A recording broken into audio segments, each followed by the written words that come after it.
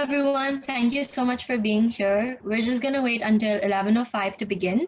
While we wait, we encourage you to use the annotate tool on your Zoom to show us where you're dialing in from. So if you want to go into um, options, I think it is, and then annotate and use a stamp to show us where you're dialing in from.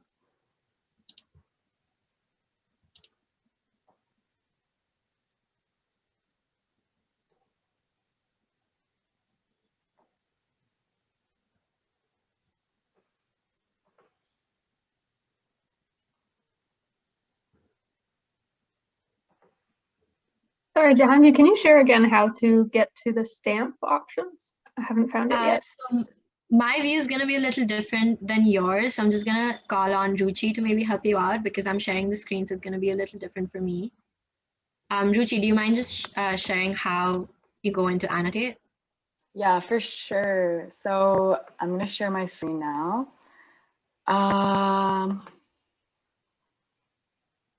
Okay. And just, can you guys see my screen? Oh, I'm screen sharing, sorry. Oh no, everything is now being shared. Oh my. Okay, 1 second. Basically, if you go to, I actually can't see the annotate, by the way. I think it's when you have the option to see someone else, and then you kind of have options. Honestly, if not, you can just share. Where are you calling in from, Ambika? In the chat, we couldn't figure out the annotate function. Awesome, yeah, drop that in the chat.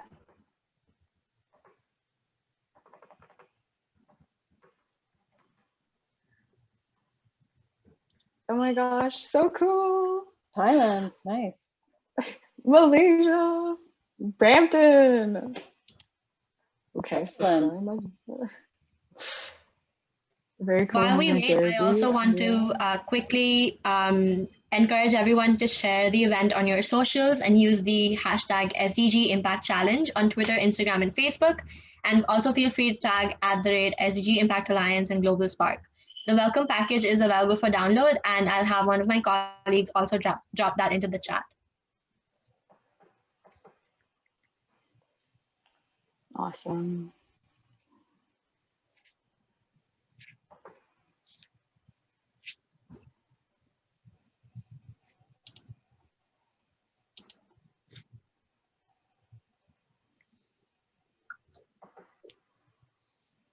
We'll give it just another minute.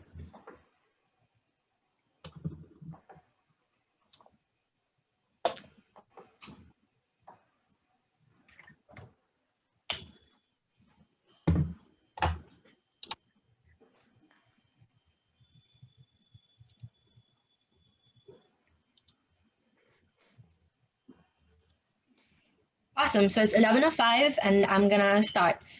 Before we get into it, just a few housekeeping notes. Please remain on mute, and you're welcome to switch on your video to say hello if your bandwidth permits it. If not, we totally understand, and we totally get it if you want to stay off video to save bandwidth. Feel free to ask any questions in the chat, and we'll be more than happy to respond and get back to you as well. So hello, good morning, good afternoon, good evening, wherever you're dialing in from. Welcome to the opening ceremony for the SDG Impact Challenge. We are so happy to have all of you here today. My name is Jahanvi Desai, and I'm the campus coordinator for University of Waterloo's Sustainable Development Goals Student Hub, also known as Impact Alliance. I would like to begin today's event with a land acknowledgement. I acknowledge that the University of Waterloo is on the traditional territory of the neutral Anishinaabeg and Haudenosaunee peoples. The University of Waterloo is situated on the Parliament Tract, land promises of 6 nations, which includes 10 kilometers on either side of the Grand River. I also recognize that despite this land acknowledgement, there is more we need to do to fight racism and work towards reconciliation. There are participants calling from across Canada and around the world, and I invite you to go to nativeland.ca to discover the history of the land you're currently residing on. Next, I would like to introduce to you the 4 members of the SDG Impact organizing team, Ruchi, Maria, Crystal, and myself. As mentioned earlier, I'm the campus coordinator for Impact Alliance, or the SDG Student Hub, and I am in my 3A study term of Environment and Business in the Faculty of Environment. I'm taking this term to spend some time with my family, and I'm back home in India, so it's currently 8:30 p.m. for me right now. I'll pass it on to Ruchi Hamal. Hey guys, I'm Ruchi. I'm the UW Director of Growth and Partnerships for Global Spark. I am a third-year environmental engineering student at the University of Waterloo, and I'm currently in Waterloo right now. Hey everyone, my name is Maria and I'm the Solutions Officer for Impact Alliance, as well as the U-Waterloo Campus Lead for Growth and Partnerships with Global Spark. And I'm in between my second and third year of environmental engineering at U-Waterloo. Hi everyone, so I'm Crystal Yee, and I am also the Senior SDG Campus Coordinator for Impact Alliance. And yeah, hi.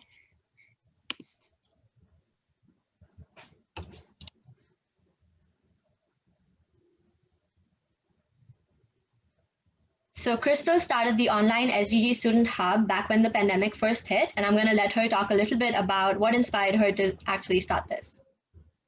Yeah, so when the pandemic first hit, our community has steadily grown and expanded our reach. To put in a little bit of context, Impact Alliance is a part of the Sustainable Development Solutions Network, also known as SDS in Youth, which is a global organization that empowers young people globally to create sustainable solutions through education, communities, and innovation. So it was started by the former Secretary General Ban Ki-moon, and our hub seeks to bring together the University of Waterloo community to engage with the sustainable development goals in events such as this Solutions Challenge. We are so excited to be partnering with Global Spark, and we hope to run more events like this in the future.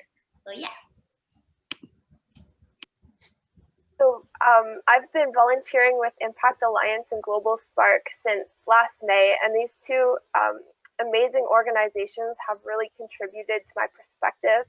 And this event was created with the intention of sparkling the next generation of solutions to tackle the world's most pressing challenges. And I had the idea of this event during my first term with Impact Alliance, and it has been great to be able to pursue this further thanks to my connection with Global Spark, which focuses on developing classroom curriculums, as well as like hosting events like this one.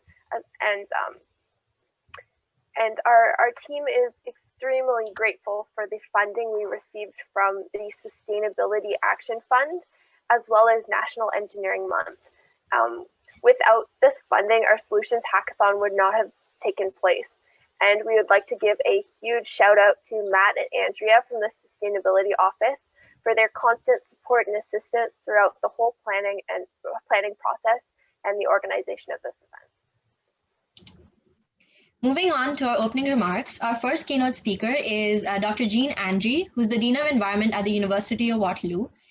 She has been with the Department of Geography and Environmental Management for 27 years now. She's an expert on weather and society, especially how weather in combination with other variables affects road safety in Canada. She's also the chair of SDSN Canada, which operates out of the University of Waterloo. Her work is directly affiliated with the SDGs, and here is what she has to say to you.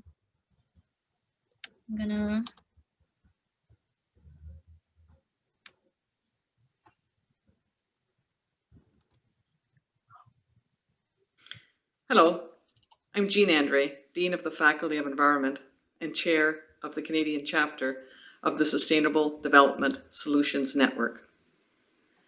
The Sustainable Development Goals are a call to action by all countries, all organizations, and all individuals. They promote prosperity while protecting the planet.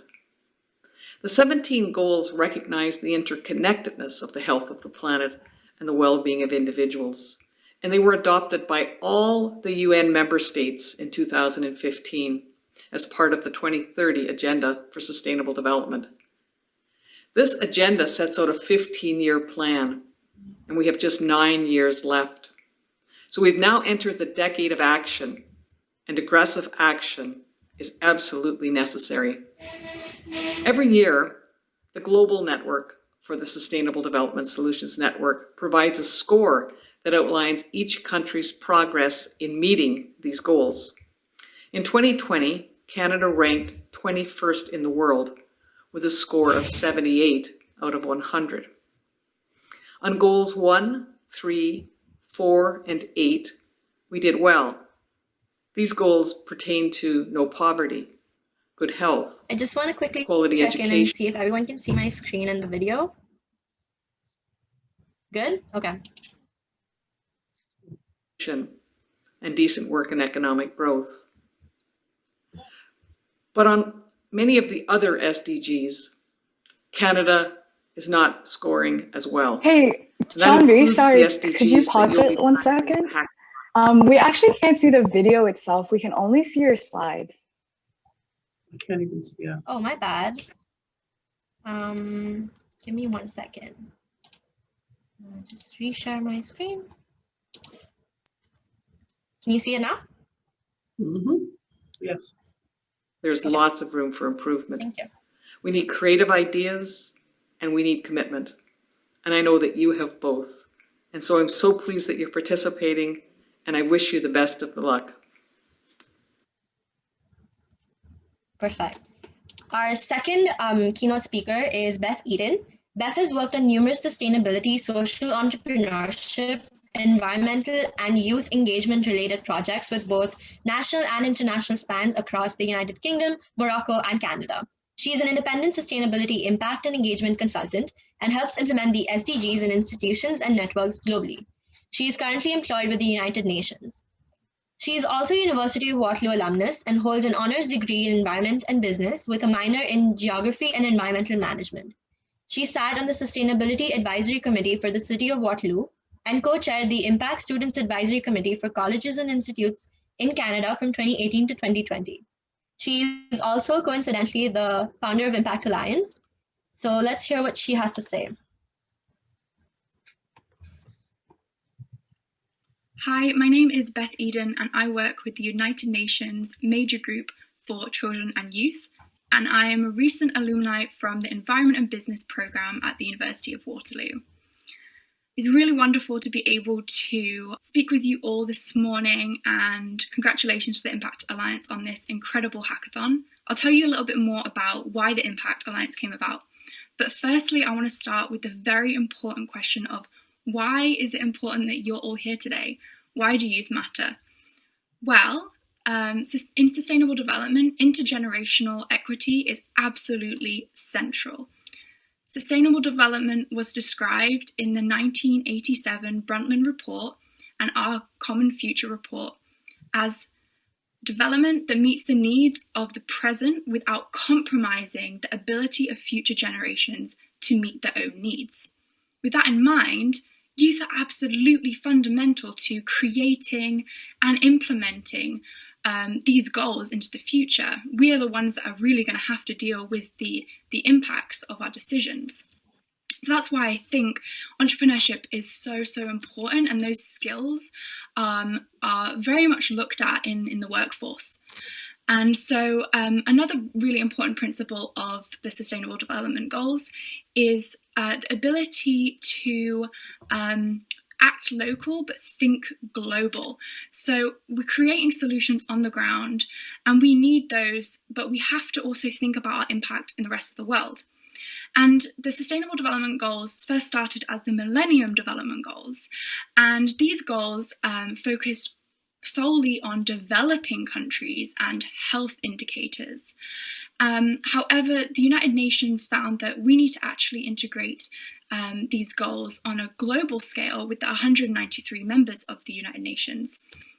So the Sustainable Development Goals were born so that we could better integrate environmental, economic, and social goals in not just developing nations, but also developed nations.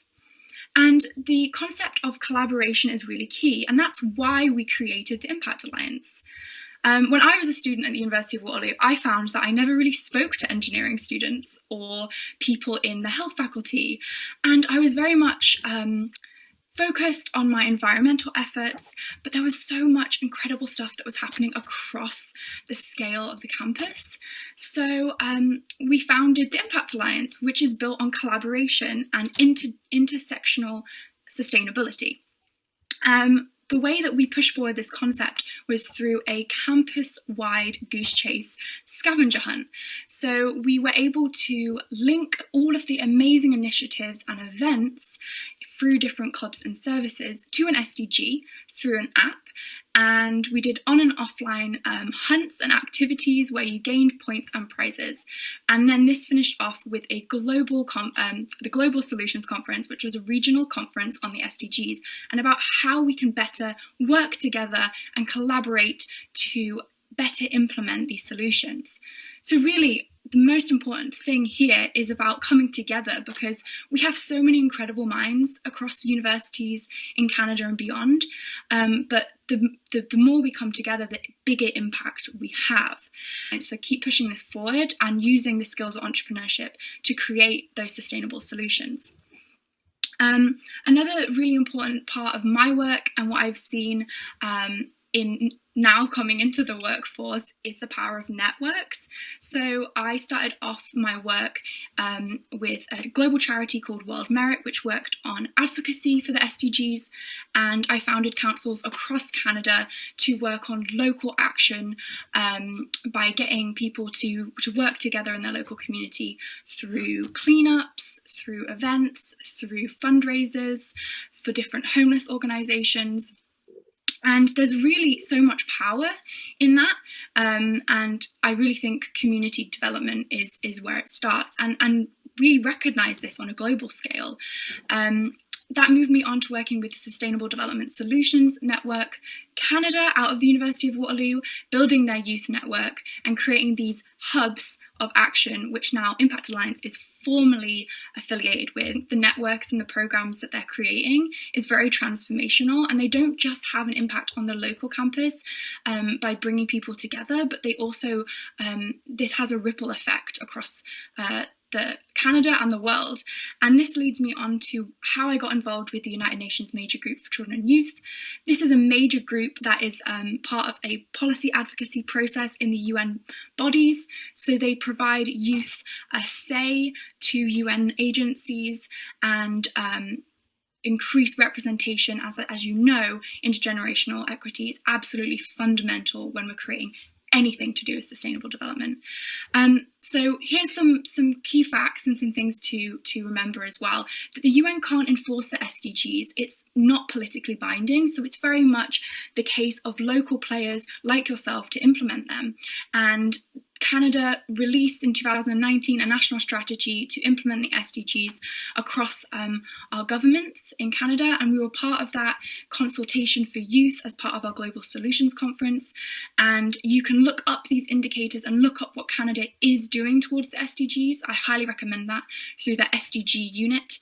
And the UN is not a government. It relies very much on those local governmental players. So keep that in mind. We need to hold Canada and the Canadian government accountable, and your local governments, not necessarily the UN. They provide that platform and they provide that framework, but the next big important thing is acting locally. So with that in mind, I wish you good luck today. I recommend highly that you look into the local strategies and the voluntary national reviews of your area of interest and your city, and see how you can make a difference with your issue. All the best and good luck. Thank you so much.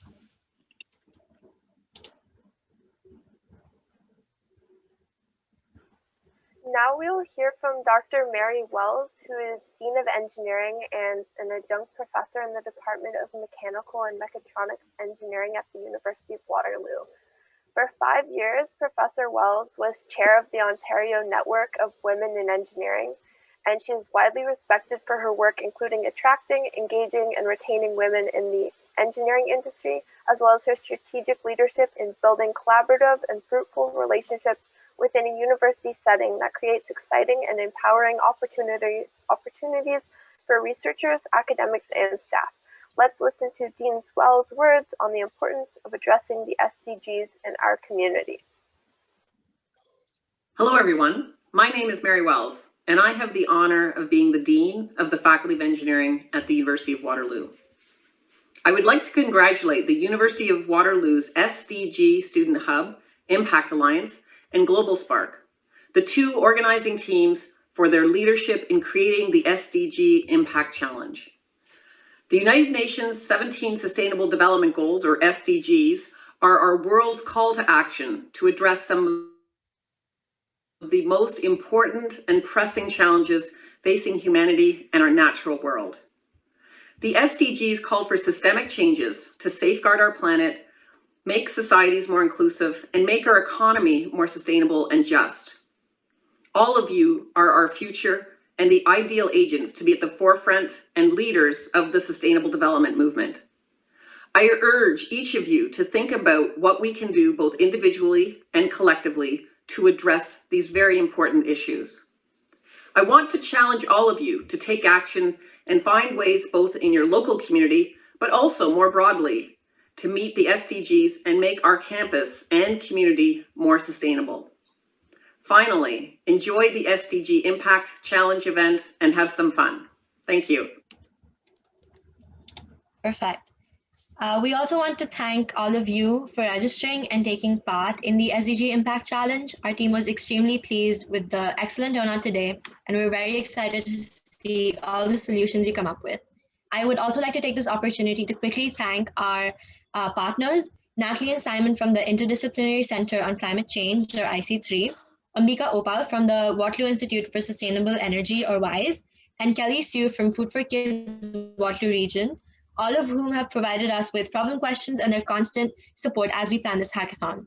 Without further ado, I will pass the stage on to our partner organizations to present their problem question. I would recommend all of the participants to listen closely because there's going to be a lot of background about the problem here. So first up, we have the Interdisciplinary Center on Climate Change. And all of the slides that are going to be presented are provided in your Google folders if you want to. Hi, everyone. My name is Natalie Heltzinger, and I'm the Communications and Research Coordinator for the Interdisciplinary Center on Climate Change, also known as IC3. IC3 is very excited to be involved in this year's SDG Impact Challenge. Based at the University of Waterloo, IC3 provides a focal point for climate change research, training, and knowledge mobilization by contributing to advancements in climate change solutions worldwide. The center is an interdisciplinary hub with over 100 faculty members from all 6 university faculties, as well as several external organizations, including Wilfrid Laurier University, Environment and Climate Change Canada, and Natural Resources Canada.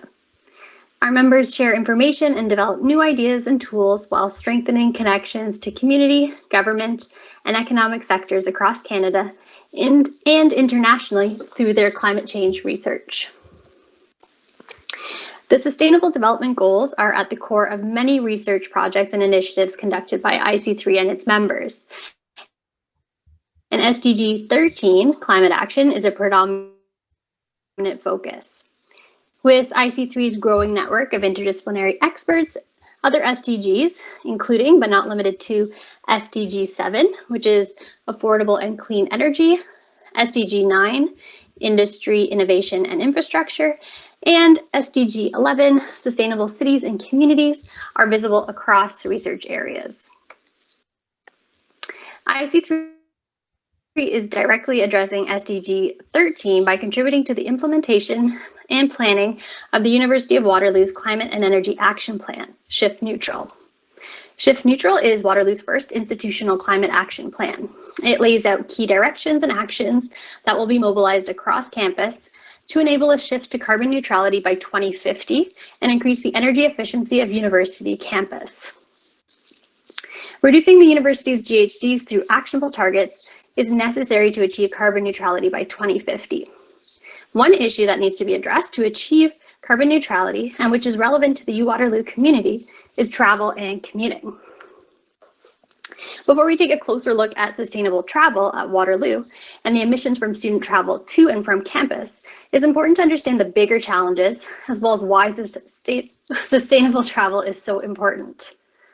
So looking at the big picture, well, we know that one of the biggest problems with the transportation sector are the carbon emissions that come out of it. Globally, about 15% of carbon emissions come from transportation, and it's one of the fastest growing sources. In Canada, transportation accounts for about 25% of our national emissions, which is partly due to how large the country is. In Waterloo Region, transportation accounts for approximately 50% of emissions. That breakdown is comprised of approximately 70% passenger vehicles, 30% commercial vehicles, and around 2% transit vehicles. An interesting point to note is that about 50% of all trips in Waterloo Region are within 5 kilometers, and the majority of the trips are taken to destinations within the region. This suggests that there is a better, more sustainable way forward than all of us using our personal vehicles. So if we take a closer look at UWaterloo, transportation, including both employee and student commuting, accounts for approximately 20% of emissions. For students specifically, the drive alone rate is less than 10%. A couple of key factors influencing this number include the fact that many students live on or close to campus, and many make use of the unlimited transit that's included on their U-Pass. So when looking at this number, it's also important to recognize that students account for a large percentage of UW's population. It's also important to consider the potential impact of COVID-19 on student commuting. So we need to consider how COVID-19 will affect people's comfort as well as their options for making sustainable travel decisions. Will the pandemic increase personal vehicle use? And if so, what strategies can we put in place to help support active transportation options to and from campus? So now that you have a better understanding of emissions linked to transportation at the global and local scale, to help reduce UW's emissions, we must consider ways to increase sustainable commuting to and from campus. The COVID-19 pandemic has significantly reduced daily travel, with fewer students commuting to campus.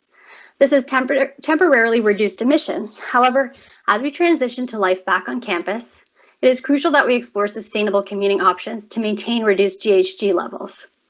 So this brings us to IC3's big problem question. How can students maintain a lower carbon footprint post-COVID-19 when commuting to campus?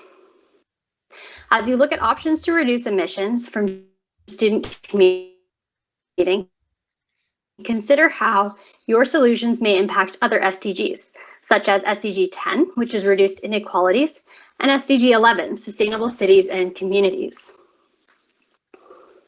As you think about ways to help students with sustainable travel decisions, consider some of the existing resources available on campus and in the region. So this includes carpooling and car sharing resources, transit services within the region, options for electric vehicles, as well as many cycling resources. We have pulled together some additional resources to help you get started. This is a dynamic question, so remember to explore different concepts and themes as you begin answering the questions, such as, does your solution consider climate change, the development of sustainable cities, and accessibility of transit services? Does your solution consider concepts like mobility as a service? Are there examples from other universities that could be helpful in developing a solution for UW? IC3 is looking forward to seeing all of your amazing ideas and solutions to our problem question. Good luck and have fun. Perfect. That was IC3. Next, we have Ambika from the Waterloo Institute for Sustainable Energy. Thank you. Good morning, everybody. I know it's not morning for everyone, but it is for me here. So good morning, afternoon, evening from wherever you are. And I just want to first say a big thank you to Jahanvi, Maria, Ruchi, and Crystal for organizing this really crucial event. And a really big thank you to all of you participants. I'm really looking forward to hearing your ideas and thinking of this problem in new ways. Next slide, please. My name is Ambika Opal. I'm from the Waterloo Institute for Sustainable Energy, and we're a research institute at the University of Waterloo. And our mission is really simple. We are everything SDG 7. We work to promote clean energy that is accessible and affordable for all. And one way that we do this, next slide, please. One way that we do this is through the Affordable Energy for Humanity initiative. Now, this is a network of more than 150 different energy experts or practitioners from 34 different countries around the world. And I hope that you see your country represented here from those of us who are joining internationally. And we work together on research initiatives, student placements, on-the-ground projects, all to focus on accessible, clean, and affordable energy. Today's question I'm going to bring home to Canada, but it is a problem that exists, I'd say, all around the world, and it's being exacerbated by COVID-19, by the pandemic. Next slide, please. So hopefully you've had a chance to read over this question. It's a really hard problem. And what I'm going to do in this presentation is just kind of break down the question into different chunks and help you maybe approach the problem in a useful way. Next slide, please. So the first part of this question, COVID-19 is affecting residential energy consumers' ability to pay for electricity. So why might this be happening? I mean, COVID-19 has been creating a lot of pressures on people's lives. Perhaps people have lost jobs, they've lost income, they have more time at home, so are using more internet, using more electricity. Maybe they have additional expenses that they didn't before, like childcare, because children weren't able to go to school for a little bit of time.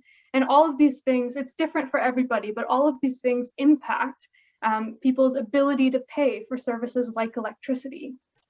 And I challenge you to think as you're approaching this problem about what are the root causes of some of these issues. COVID-19 is just a stressor in a lot of times of already existing systemic problems. So I'll just leave it at the surface there, but I do encourage you when you're developing solutions, really think about some of those root causes. Next slide, please. Second part of the question, late payments, arrearages, and bad debt are resulting in lost revenues and additional expenses for utilities. Utilities are the companies that provide electricity services to consumers who live in households. So just to explain a couple of these terms here, honestly, I hadn't heard of some of these before either. An arrearage is when money is owing to the company who provides that electricity. And then what happens if a consumer isn't able to pay that arrearage over time, it becomes bad debt, which is an expense that that utility company will take on if the consumer is just absolutely not able to pay back for that electricity. And something else I should have added in the question is that in some cases, in some communities, people are using less electricity now. I mean, perhaps because they're not able to pay for it, or perhaps for other reasons. So lower demand for electricity services can also contribute to less revenue for these electricity utility companies. Next slide. And so what is the impact of this reduced ability to pay and all of these arrearages and bad debt? It affects utilities' ability to provide affordable, clean, and reliable energy. So having less revenue, having more expenses might mean that, I mean, maybe utilities will have to charge more for electricity in the future to cover their costs. But what it also means is that utilities have less funds to invest in clean energy developments, to invest in new types of innovative projects. Or maybe they have less money to ensure that the grid system is reliable, that electricity it comes reliably to people's households and there's no blackouts. Next slide, please. So my question to you is, what supports, what programs, what changes or interventions to the system could be provided in order to help abate this problem? And I shouldn't have said just consumers or utilities, because I would challenge you to think about the system as a whole and see, where can you make a little change so that either consumers are able to pay for electricity services, utilities are able to continue providing solid support. And I really want you to be creative here. It's not a simple solution. We can't just cut electricity prices. Where would that funding come from? We can't provide subsidies or government supports very easily to utilities.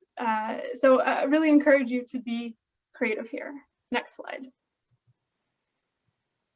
And in order to be creative, what I'd suggest to you is to do first a stakeholder mapping exercise. So just try and think about all the different actors who might be involved in this question. And I've made a list here.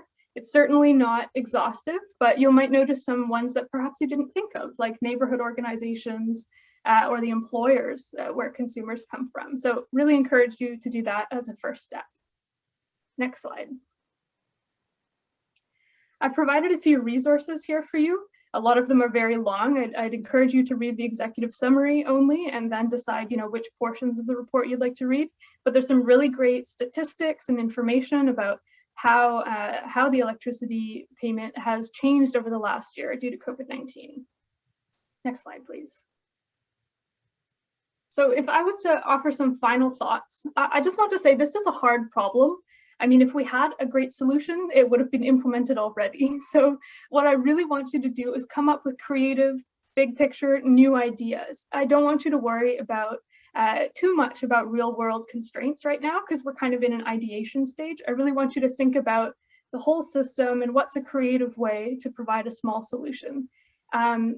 And what I'll say is that you're welcome to choose maybe a certain demographic to address the problem. Perhaps it's students, perhaps it's women, whatever you'd like to do. And I know some of us are joining from different areas of Canada, different areas of the world, so you're welcome to make it specific to your home as well. I'm really looking forward to answering questions over the course of today and hearing your ideas tomorrow and maybe taking them forward. So good luck, and thank you again for having me here today. Thank you so much, Amrika. Moving on, just before we give the stage to Kelly Sue, we do have a short video to show you to situate the context for the problem question.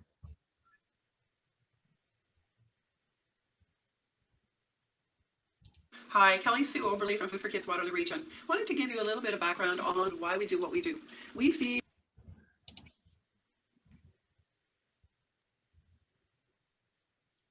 $860 children every weekend and during the holidays of the year.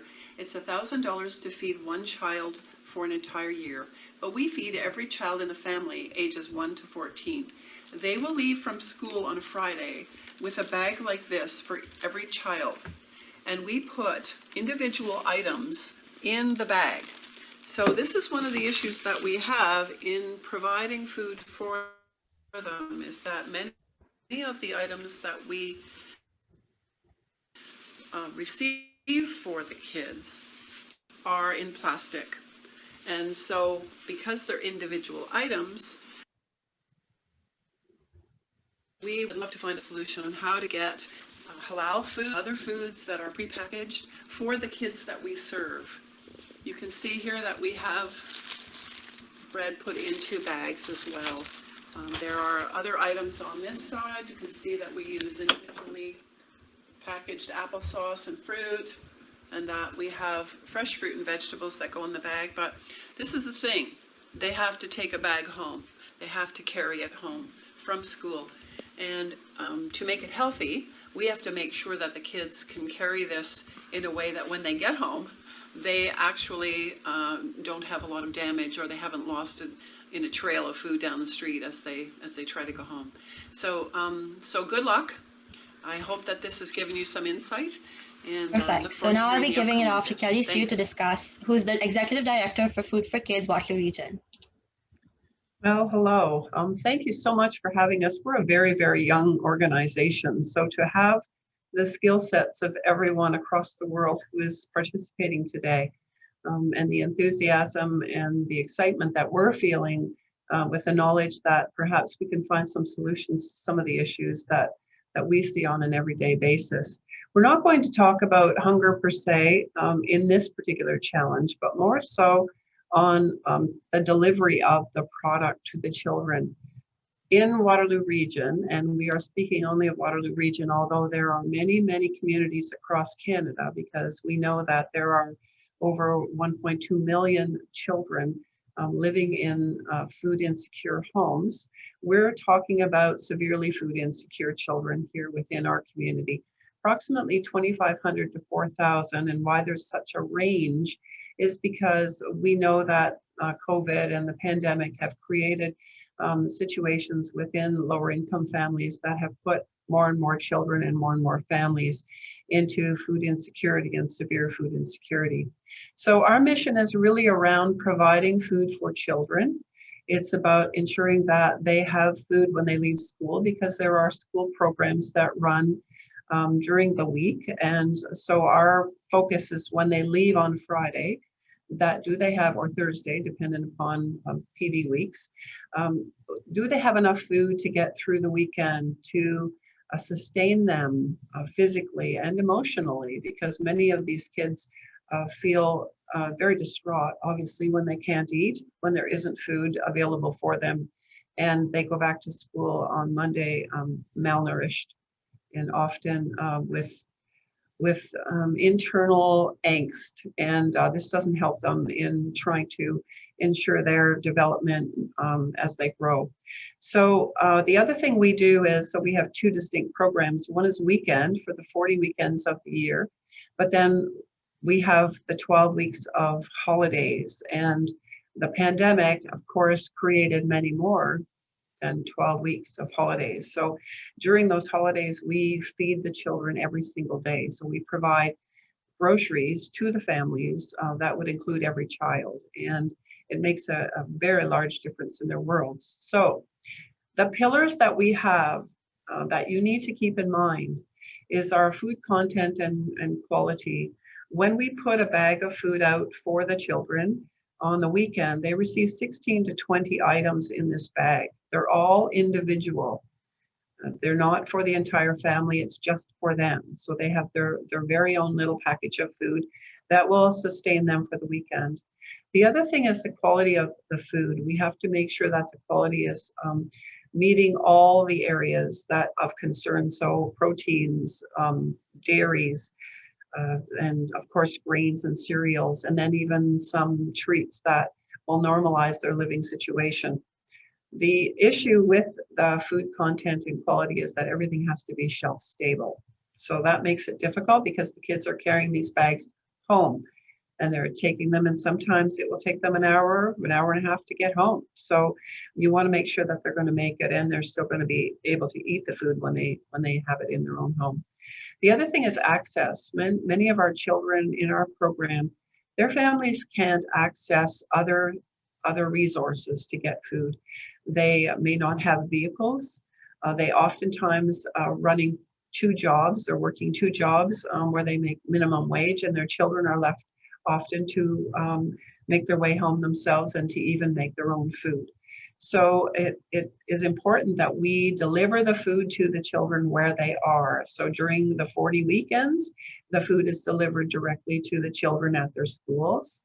That's why everything has to be shelf stable, and that's why it goes in a plastic bag. We have considered paper, but love to come up with other ideas that the cost wouldn't be prohibitive. The other thing is that during the weeks, the 12 weeks, we deliver full hampers to their homes of full groceries. So they're delivered directly to the child's home. Children 14 years and under, children in Canada can get jobs at 15 and over and can help to augment the position of their families. So we thought we would start with children ages 1 to 14. And that way then they're completely covered with regard to the nourishment that they need to get through their year. That is our whole purpose. We talk about our program as putting a bag of hope on the table for each of these children. And some of the feedback from the kids is that when they take their bag home and they put it on their counter, we say, what do you like the best about your bag, of the food within it? And they say, it makes my mom smile because I have food. So that's a pretty impactful statement from a young child. Could I have the next slide, please?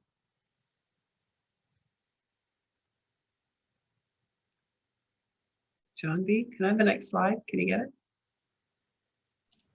Thank you. So you can see here some of the foods that we do provide for the children. Every week the menu changes, but you can tell that the food is absolutely in plastic. It is the type of food that you would see in a grocery store. We do pre-bag some of our own foods like cereals and things like that, but we currently purchase all of our food through local providers such as grocery stores. We do have a few larger outlets. We do use Costco because they can deliver to us. But primarily it comes from grocery stores, or our fruits and vegetables all come from an organization that goes out and finds us change every week in whatever is the best fruits and vegetables they can get for the price that we have. So as I said, the biggest issue that we have with regard to the food is that most of it is in plastic. And that is something that we have thought of to try and find another way to provide a solution to get it to the children. So this is what we're truly hoping that you can help us with.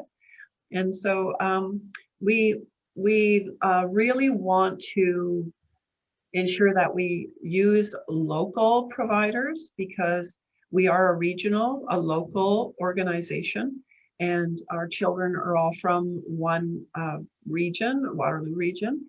And so we want to make sure that the people that are helping the kids are actually neighbors and friends and community members who are within the Waterloo region area if possible. Next slide.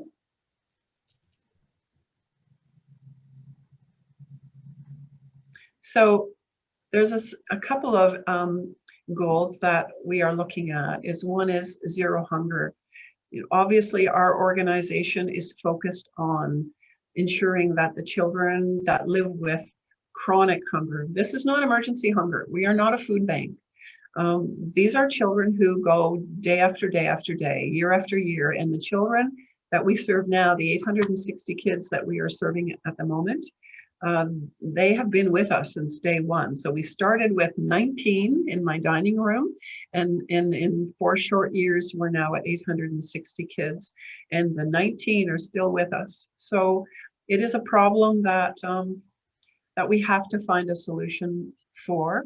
I think it's going to take a whole lot more than what I can do, but when I leave the house every morning, my goal is to save the world one child at a time, and that's what all of us within our little organization of 3 full-time staff, that's all we have, are doing. So we are volunteer driven.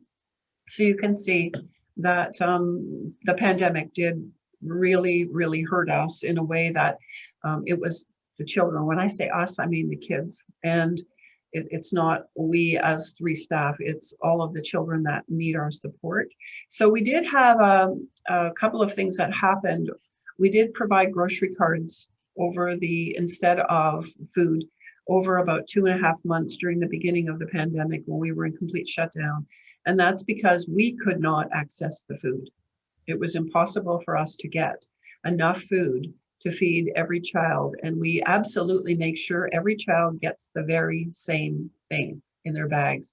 And the reason we do this is because if you're a sister or a brother, and you get a bag with something different in it, then the equity portion of that bag is not the same for each of you. So every bag has the very same thing in it, unless you have allergies and you get something different. So in 2020 to 21, we increased children to 850. Next year, it's 1,000. So we're moving to 1,000 children beginning in July, and every year will increase. Next slide. So then here's the big one, is we want to ensure sustainable consumption. We obviously purchase our food from grocery stores and other suppliers. And one of the big, and I learned what this negative externalities were in working with you, and I thank you for that. We're learning is so important to everyone. But food waste, obviously, we don't know when the food is going out the door, whether the kids are actually going to eat it. We're hopeful. We do survey them often to find out what they liked and didn't like, what they ate and didn't eat. But that's one of the things. So we don't know that. And there's food waste in other means, not just with us, but in grocery stores and in other organizations, that perhaps some of that waste that we could take advantage of. So we know there are some organizations across Ontario that have a bead on some of these larger companies that are maybe throwing out day olds or throwing out foods that have come close to expiration. And so those are opportunities for us to take advantage of. Plastic and other packaging waste is a huge one. And you could see by the pictures and the video that every week we are going through a ton, literally a ton of plastic. And so carbon emissions in transportation from having to pick up everything from all the foods coming through in Ontario and where the foods come from, which often isn't just in Ontario. They can come from as far away as California or even other countries completely. So some of the other things are the off-gassing that comes from the plastic waste that really is a concern for growing children and families. So all of these things are issues that we would like to find solutions to. If, as an organization, we could provide to the children foods that keep all of these environmental considerations in check, we would be very, very happy for that. Next slide. So some of the resources that were provided, and thank you, I want to thank the SDG team here for helping me to put this together, is the Department of Economic and Social Affairs, Food Security and Nutrition and Sustainable Agriculture. And then the state of food security and nutrition in the world, very, very important. There's also a great, and I'll send it so that you can see it. There's a wonderful document that was put together by Valerie Tarasic from the University of Toronto in the nutrition department on food insecurity. And they did a very large survey across Canada.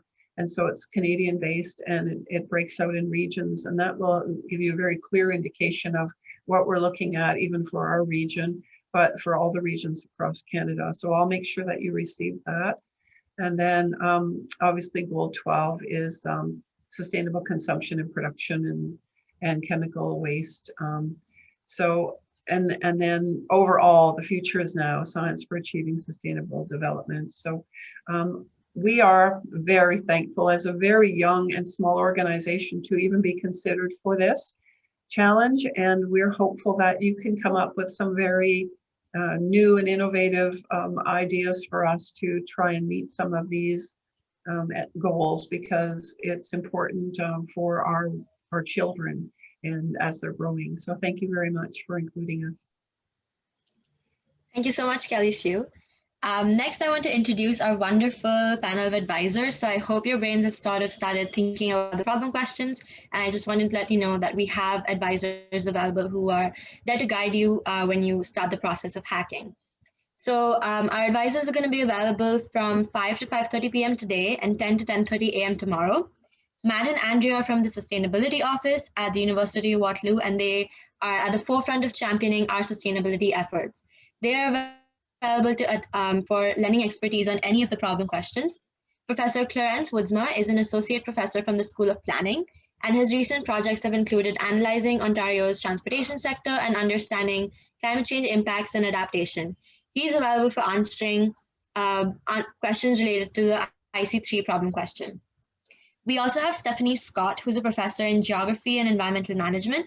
She has had the honor of being a past president of the Canadian Association for Food Studies. She has also served as co-chair of the Waterloo Region Food System Roundtable, and her areas of research include sustainable food systems and food system networks in the local economy.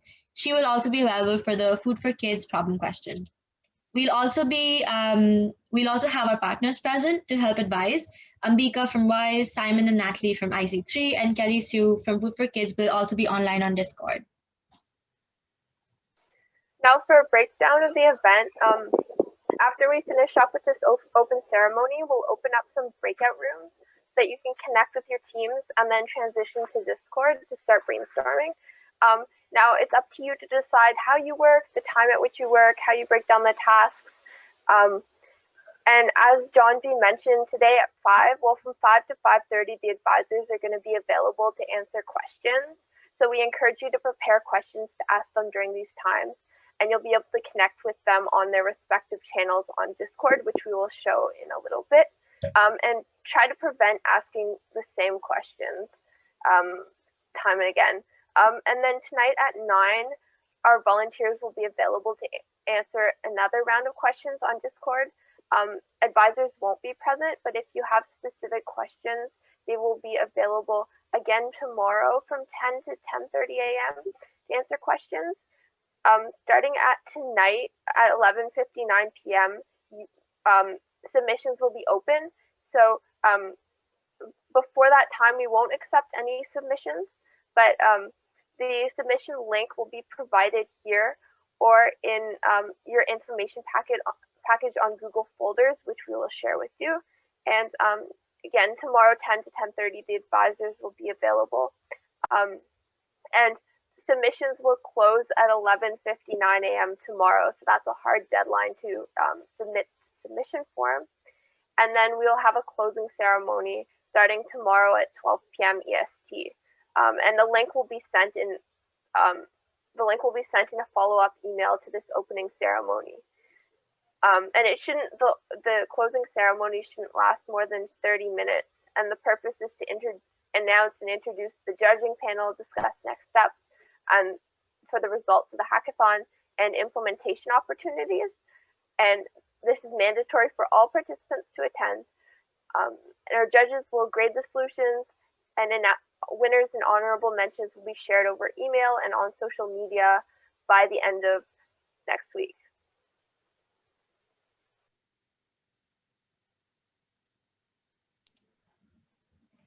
So now we're gonna have a quick Discord overview from Ruchi. Hi guys. So I saw in the chat some of you guys still haven't been able to join the Discord. Can I get a confirmation in the chat that you guys can't see it still? Yeah. Yeah, is that a yes? Yeah.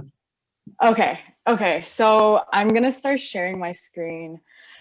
And let me know if you guys can follow along with me. Just interrupt me at any time if you guys get confused. Okay, so let me share my screen. Screen 2 and share. Okay, so can you guys see it? Yes. Okay, perfect. So first of all, I just sent an email out to all of the participants with how to log in and how to, and a new link for you guys to register on the Discord. So you guys can try that as well. But there's other things to do, right? So like once you get into the login page, you just click register, right? And it'll make you register, right? So I created an account already. And then once I did, I got this page. So I had to verify by email. So once I verified by email, like it gives me like this thing. And then I just went to my email. I clicked the verify email button. And then it looks like this. Just confirmed that I was human. And then I continued to Discord. Cancel, and then just continue to Discord. Open Discord.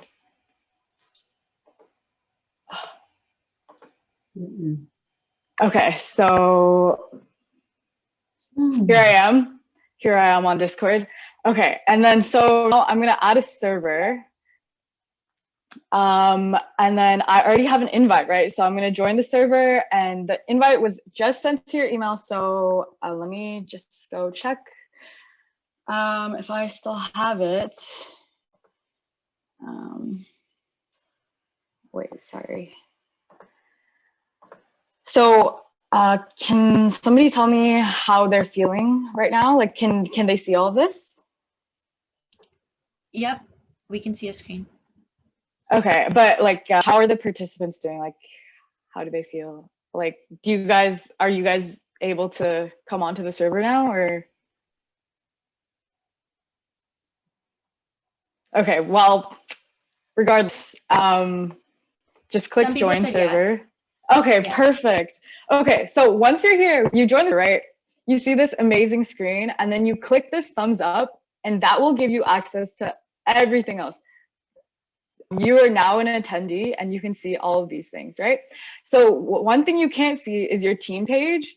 So if you want to see your team page, just click this, like click whichever team you are, and click this. And then ta-da, you're on your team page now. And this is like a private chat, and you can just talk to your friends and be like, hi, I'm team 15, introduce yourself, all of that. Okay, so I hope that helps. And I hope it helps to whoever's not on the Zoom call. So now I'm gonna go into it and break down like how this Discord works, okay? Sorry. Yeah? Hi. One of my teammates couldn't join. It said that it was an invalid invite. Even with the new link? Yeah, she's been trying for a while now. Oh no. Do you want her to maybe download Discord, like the app, and that might help as well? What's her name? Or yeah, sent us, or can you ask her to first send us an email, and then ask her to download the app as well? Okay, got it. Thanks. Yeah, no worries. Oh my gosh, I hope it works. I'm not sure what's going on. But basically, once I go to my here, so I don't forget what you guys have to do. So all communication will be happening on this. So if you guys can't join, like obviously, like send us a lot of emails. I'll try to get to you as fast as possible, and like I'll like try to troubleshoot with you. But one of the main things that I wanted to talk about is like when you are changing your nickname, please, like once you're in the chats, like change your nickname. So where am I? Who am I? Oh, I'm right here. So you go here and okay, user settings, and then you go to user settings, and you can edit your username, or you can edit your okay, well, let's edit my username, and I'll call myself Ruchi, team 15. Okay, done. Oh, I have to put in the password. Okay, so that's how you can change it, or you can go here and change your nickname really easily and just say Ruchi team 15 again, and you don't have to change your password for this one, okay? That makes sense, I hope. And then don't be disrespectful. If you're disrespectful, we'll ban you from the server. In the event rules, we have like the event itinerary, your judging criteria, and like submission templates and like all the other stuff that you would need for this event. And for any questions on like Discord, or like how to submit something, or like what is required, or anything like that, just ask in the event questions chat. So like any logistical questions about your schedule, submissions, all of that, just the questions in here. For questions about your project, so for your project specific stuff, please pop it in here, because all the advisors will be having this their particular channels open, and then you want to add advisors to ask your questions. Reminder, they're only there at 5 p.m. To 5:30, so you want to like have your questions like documented somewhere so you can pop them in the chat. You can also, if you have like a very like a project specific question, you can pop it in your teams and then at advisor, or else like we won't see it, right?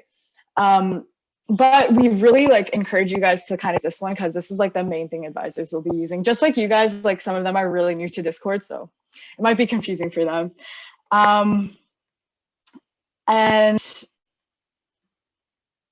yeah, so that's the private message. You can also at us. So what I say at, I mean like at and then do advisors, and then that will at all the advisors, and then at organizers, or organizers, right?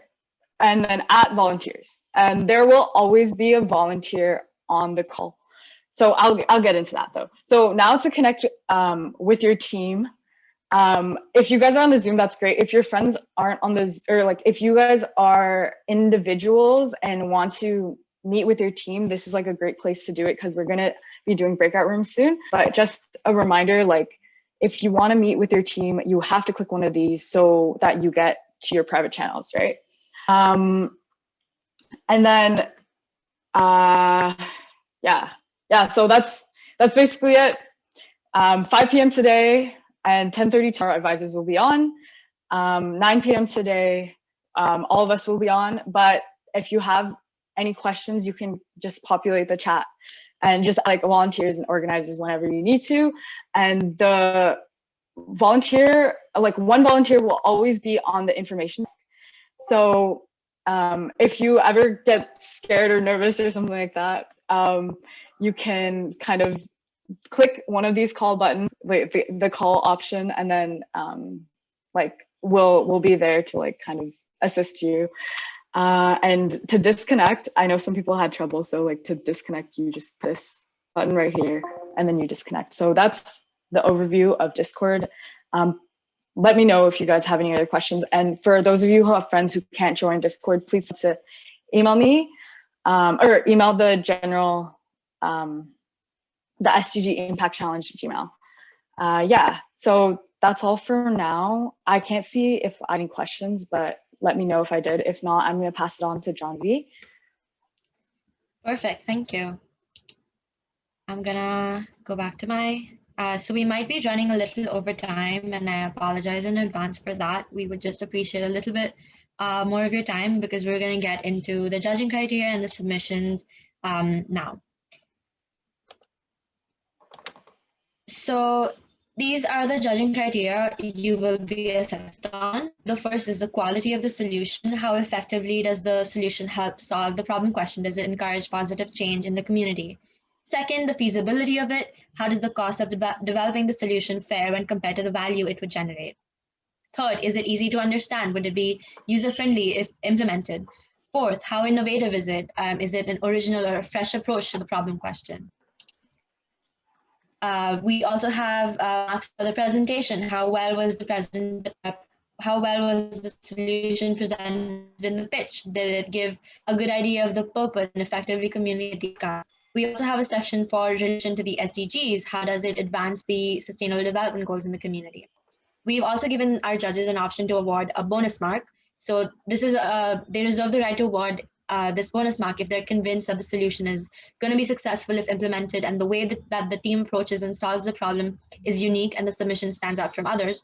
So each individual judge can give your solution a mark out of 31. And then we have 4 judges marking each solution. So your total score will be out of 124. And then the highest score in each category wins the prize. So we keep mentioning submissions. What are these supposed to look like? It's essentially we're looking for a 5-minute pitch presentation, and this can be in a slide deck or a video format. If it's a video, we recommend you also submit, we don't recommend, we require you also submit your slides. Your presentation should include an easy to understand description of your solution, steps for the implementation of your solution. So this can include your timelines, partnerships you would kind of have to make to implement it, what stakeholders you're going to be impacting, what are your required resources, do you need expertise from any other organization, what are your costs going to be looking like, and what's the breakdown, what are the outcomes of your proposed solution going to be, how are you going to measure your impact, and what is going to be your impact, how are you essentially solving the problem question or part of the problem question, because we know that they're kind of huge and give you a lot of options. And lastly, we want to see how these are related to the sustainable development goals.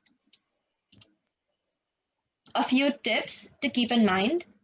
Keep your presentation short. We don't require more than 10 slides. Keep it short and sweet. And you can either add voiceovers to the slides itself. So if you have a presentation, you can use the audio and your voicing over the slides. Or you can also hop on a video call using MS Teams, Google Meets, anything. Share your screen with the slides and record yourself pitching your solution. Both these options will be accepted, and one will not be favored over the other, so feel free to use whichever option is most convenient. Presentations must be 5 to 7 minutes in length, and I saw a question pop in the chat if everyone has to speak or not. We highly encourage all the team members to participate. But if there's extreme situations such as time differences, you just cannot get on a call together, cannot manage, we do still accept 1 or 2 members not speaking, case by case. It's also good to include references if you have used any in APA 7th edition, and these will not be included in your slide count. So you can have 10 slides plus others for references. A pro tip, use the judging rubric to self-assess. It's the same document we have provided our judges, and they're going to be using the exact same document. So you can use it to kind of self-assess and see how you're doing based on the criteria. Please nominate 1 team member to submit the solution for your team. The link is provided here. on your Google folder, there's a document called Important Links. It's there on that as well, and also on your Discord. As we've mentioned, submissions will open tonight at 11:59 and close tomorrow at 11:59 a.m. Now for the prizes, there'll be one winning team that will be selected for each of the problem questions. So one for WISE, one for IC3, one for Food for Kids. There will be 3 teams of 4 students, which will be declared winners of this event. And these 12 students will be eligible for an individual cash prize of $100 Canadian. But please note our terms and conditions as shown on the slide and on our webpage linked below. Honorary mentions will not be awarded cash prizes. Please see our webpage for more information, but they will be featured on social media. So Impact Alliance is also excited to be partnering with winning teams to give them a chance to implement their proposed solutions over the spring 2021 term. This is not compulsory, and if the winning team would like to go ahead, they absolutely have the option to do so.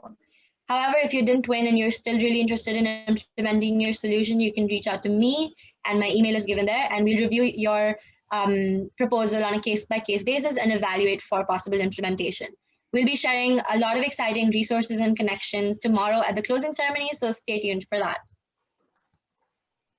Next steps, we will be opening the breakout rooms in a minute for you to connect with your teams, and they will close in 15 minutes. So we recommend that you use this time to meet your team, put names to faces, do a few icebreakers, connect over Discord, discuss the next steps, and kind of switch to Discord and move out of the Zoom meeting. Here's a few quick icebreaker tips that can start effective communication. So introduce yourself, your name, major, university, maybe share your favorite SDG. Share your work ethic. How do you work best? Communicate this between yourselves. We got a bunch of emails saying that some people have previous commitments, to communicate those with your team members and then devise strategies and tactics to work around those. Share your contact information on socials. Are you going to be using Discord to call each other? What kind of other method of communication are you going to use for maybe if you want to record your video?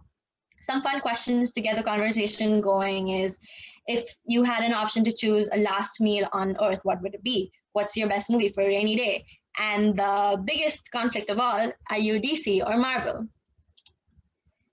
These are a few outcomes of the registration form. So the top 3 favorite SDGs were 4, 7, and 13. And we also got some really inspiring quotes in terms of feedback.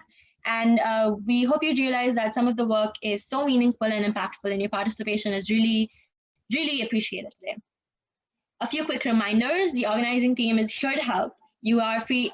Please reach out to us over Discord or hop on the general voice call or even email us as a last resort. If you have issues with team members, please let us know as soon as possible. We do reserve the right to move teams around if there are a couple of no-shows, so please be accommodating with that as well. The resources available to you in your Google folders are the problem question backgrounders, the slides that the partner organizations have provided, and a lot of important links, such as the submission form, our webpage, and just other links that might be helpful. We'll also be uploading the opening ceremony slides right after this. Lastly, have a lot of fun and meet a lot of people and learn a lot. Yeah, so just before we let you guys go, we do have a quick poll I'm going to launch. So if you just don't mind answering really quickly, we want to know what you think.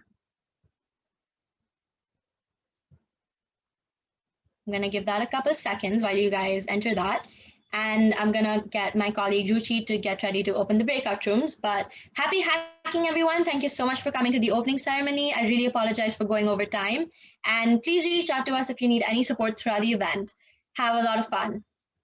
Okay, so I'll be opening the breakout rooms now. You will have the option to come back into the main chat to talk to us, and we will also have option to go into your breakout rooms, so don't be surprised if you see another face. I'm going to be opening the breakout rooms now. If you have any questions about the Discord, remember, email me, sdgimpactchallenge@gmail.com, and we just sent you an email, so you should check your emails. Okay, love it. Thank you, guys. So I'm opening the rooms.